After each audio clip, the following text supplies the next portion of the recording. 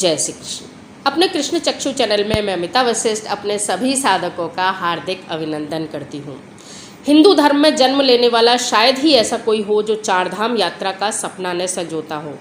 जिस प्रकार हर व्यक्ति जीवन में नौकरी, शादी, बच्चे, घर इत्यादि से परिपूर्ण होकर चारधाम की यात्रा को भी जीवन का एक पड़ाव ही मानता है, एक आवश्यक कार्य मानता है, जिसके पूरे होने पर एक आत्मसंतुष्टि का भाव व्यक्ति के भीतर आता है। लेकिन आज के समय में दुख की बात यह है कि व्यक्ति चारधाम जाने वाले यात्रियों की संख्या को तो बढ़ा रहे हैं, लेकिन भक्तों की संख्या घटती जा रही है। जी हाँ, आपको मेरी बात भ्रम में डालने वाली लग सकती है, लेकिन कृपया मेरी बातों पर गौर करें।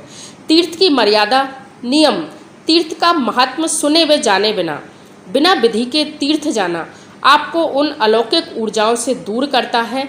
साथ ही पर्यटकों की भीड़ के कारण भक्त भी आसानी से दर्शन नहीं कर पाते। यही कारण है कि व्यक्ति को तीर्थों में जाने के पुण्य की अपेक्षा पाप अधिक मिलता है। तो आइए आज इस वीडियो में हम संक्षिप्त रूप से तीर्थ जाने की विधि को जानेंगे। जानने से पहले यदि आपने अभी तक कृष्ण चक्षु चैनल को सब्सक्राइब नहीं किया है तो प्लीज़ चैनल को सब्सक्राइब करें, लाइक करें, शेयर करें, कमेंट में जय श्री कृष्ण लिखें ताकि मुझे इसी प्रकार के नए नए वीडियोज़ लाने का प्रोत्साहन मिल सके। तो सर्वप्रथम आपको जानना जरूरी है कि हमारे धाम कौन कौन से हैं।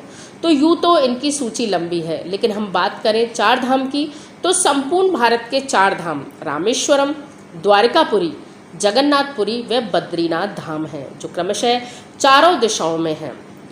इन चारों धामों का दर्शन कर साधक को भारत की परिक्रमा का भी पुण्य लाभ मिल जाता है। इसके साथ ही उत्तराखंड अर्थात उत्तर दिशा की ओर के चार धामों के रूप में, जिन्हें छोटे धाम के रूप में भी माना जाता है, यमुनोत्री, गंगोत्री, केदारनाथ व बद्रीनाथ माने जाते हैं।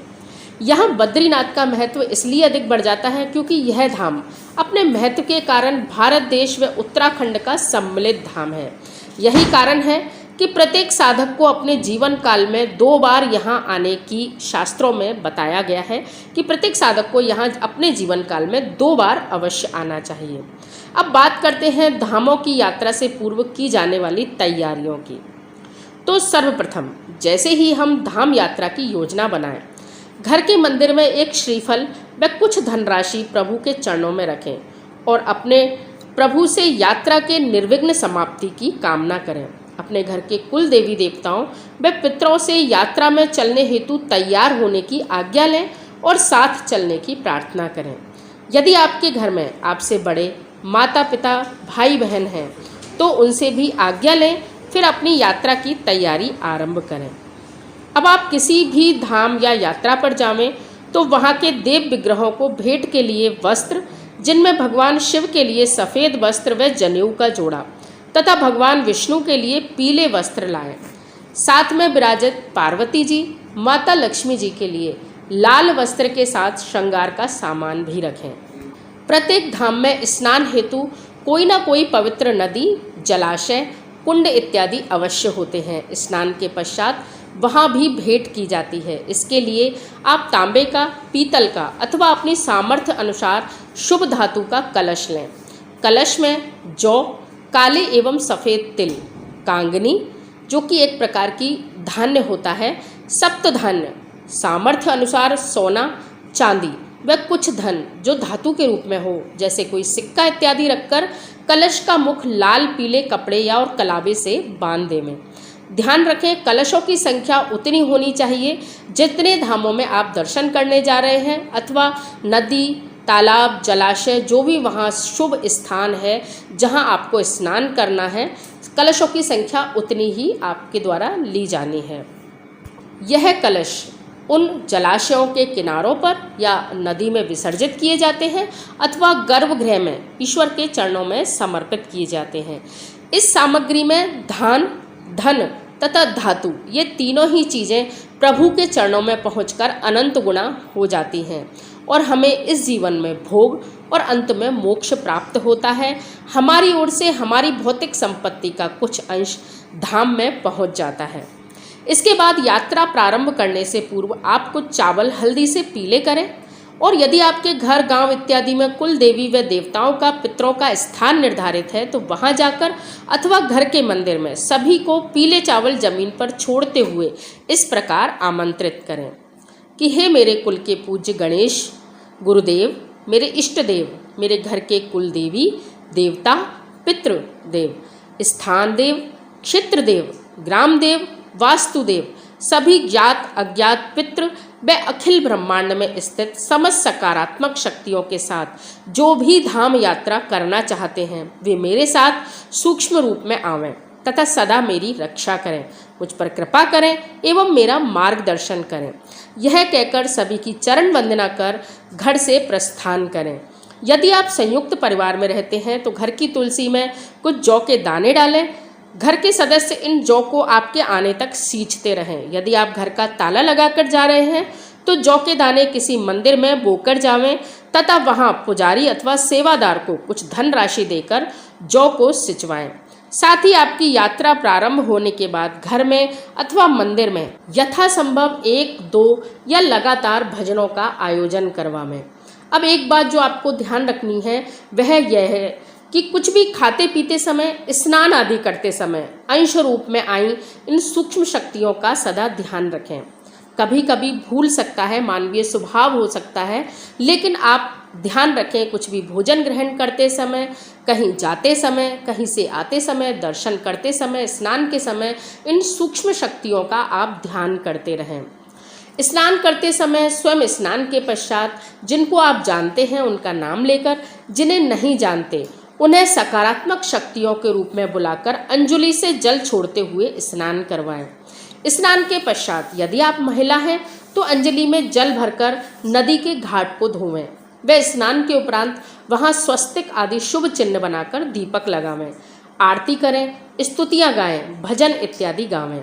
कुछ खाद्य सामग्री, मेवा, फल, मिष्ठान के साथ कुछ धन तथा दोनों हाथों में जौ भरकर वहाँ स्थित जो गंगा घाट है वहाँ पर आप जौ को विसर्जित करें और जो सामग्री आप लेकर आए हैं उसे वहाँ के पंडा, पुजारी, ब्राह्मण इत्यादि को दक्षिणा सहित देवें। वहाँ मौजूद पंडा, ब्राह्मण इत्यादि से कुल देवताओं व पितरों के निमित्त तर्पण अवश्य करें तथा ब्राह्मण के मुख से उस स्थान का महात्म्य सुनें। इन सबसे निवृत्त होकर 1, 2, 5 और आपकी सामर्थ्य के अनुसार ब्राह्मणों को भोजन, वस्त्र, दक्षिणा इत्यादि देकर उनका आशीर्वाद लें। ध्यान रखें, धाम में आकर स्नान, महात्म्य श्रवण, तर्पण व दान यदि नहीं किया जाता है तो धाम में आने का पुण्य नहीं लगता है, इस प्रकार शास्त्रों में लिखा गया है। यह विधि आपको प्रत्येक धाम यात्रा में अपनानी है। अब जान लेते हैं तीर्थ के नियम। इन नियमों में आप अपनी सामर्थ्य, परिस्थिति, शारीरिक स्थिति के आधार पर बदलाव कर सकते हैं, लेकिन नियमों को जानना आवश्यक है ताकि हम आने वाली पीढ़ी व सामर्थ्यवान लोगों को जागरूक कर सकें। तो सर्वप्रथम यात्रा जहाँ तक हो सके नंगे पैर करने का प्रयास करें। यदि संभव न हो तो चमड़े के जूते, चमड़े से बनी बेल्ट, पर्स इत्यादि बिल्कुल इस्तेमाल न करें। भोजन एक ही समय करने का प्रयास करें। आप किसी अन्य रूप में फलाहार, मेवा, जूस इत्यादि ले सकते हैं और यदि आप दोनों समय भोजन कर रहे हैं तो सात्विक आहार ही लें। तामसिक आहार का त्याग करें। लहसुन, प्याज, पैकेट बंद चीज़ों का बिल्कुल इस्तेमाल न करें। यात्रा में हंसी ठिठोली, धक्का मुक्की, क्रोध, गाली गलौच इत्यादि से दूर रहें। ब्रह्मचर्य का संपूर्ण पालन करें। संभव हो तो जमीन पर सोएं। अत्यधिक चमकीले, तंग या कम वस्त्रों का इस्तेमाल न कर शालीन वस्त्रों का चयन करें। स्त्रियां मंगलसूत्र, मेहंदी, शुभ वस्त्र, पायल, बिछुए, चूड़ियाँ इत्यादि से श्रृंगारित हो सिर ढककर, चोटी बांधकर प्रभु के दर्शन करें, क्योंकि प्राय देखा जाता है कि महिलाएं खुले बालों से भगवान के मंदिर में जाती हैं, जो कि एक शुभ चिन्ह नहीं है, शुभ लक्षण नहीं है। तो इसमें बदलाव करें। यात्रा में यथासंभव नाम जप, भजन इत्यादि करें। मधुर भाषण करें। यथासंभव मौन रहें। मैं जानती हूँ कि इनमें से कुछ बातें आपको अव्यवहारिक लग सकती हैं। आप अपनी मानसिक व शारीरिक क्षमताओं के आधार पर निर्णय लें, लेकिन इन बातों को जानना जरूरी है, क्योंकि यदि 100 बातों में से 10 बातें भी हम अपनाते हैं तो इसका फायदा आने वाली पीढ़ी को अवश्य मिलता है। साथ ही हम अपनी संस्कृति को भी सुरक्षित रखने में मदद कर सकते हैं। अब जब आपकी यात्रा पूर्ण हो, आप घर आवें तो किसी ब्राह्मण को बुलाकर विधि विधान से गंगा जल को मंदिर में रखें। गंगाजली खुलवाकर सर्वप्रथम अपने देवी देवताओं को उनके स्थान पर पहुंचने की प्रार्थना के साथ उनके स्थान पर उन्हें स्नान करवाएं, धन्यवाद दें। सत्यनारायण की कथा, ब्राह्मण भोजन, बहन बेटियों के लिए भेंट इत्यादि देकर यात्रा की समाप्ति करें। ध्यान रहे कि हरिद्वार से लाया गया ओमकारेश्वर ज्योतिर्लिंग पर तथा गंगोत्री से लाया गया जल रामेश्वरम ज्योतिर्लिंग पर चढ़ाया जाता है, तो उस हेतु भी तैयारी रखें। तो यह हुई यात्रा की विधि। यदि वीडियो पसंद आया हो तो प्लीज़ लाइक करें, शेयर करें, सब्सक्राइब करें तथा चारों धामों से जुड़े हुए रोचक तथ्य व कहानियाँ जानने के लिए चैनल कृष्ण चक्षु से जुड़े रहिए। धन्यवाद। जय श्री कृष्ण।